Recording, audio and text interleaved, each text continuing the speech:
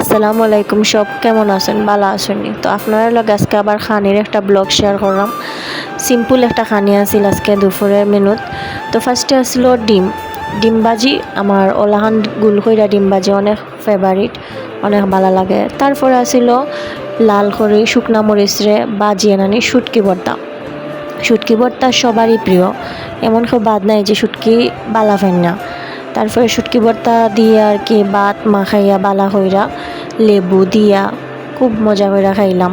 শুটকিটা অনেক মজা ছিল, অনেক জাল আছিল, বাট খাইতে অনেক ভালো লাগছে। কজ ভর্তা ভাজি আমার অনেক ফেভারিট। তারপরে আসলো কদু, লাউ শুদ্ধ ভাষায় যেটা কয়, ওটার সবজি আসলো। তো ওটা সবজি দিয়ে খাই নিলাম। তারপরে লাস্ট পাতো আসিল ডাইল দিয়া খাইলাম। ডাইলও আমার অনেক প্রিয়। তো আই থিঙ্ক আপনারা সবাই অনেক ভালো লাগবে আমার ভিডিও। সবাই একটা লাইক করে দিবা আর ভালো থাকবা সবাই। আল্লাহ হাফেজ।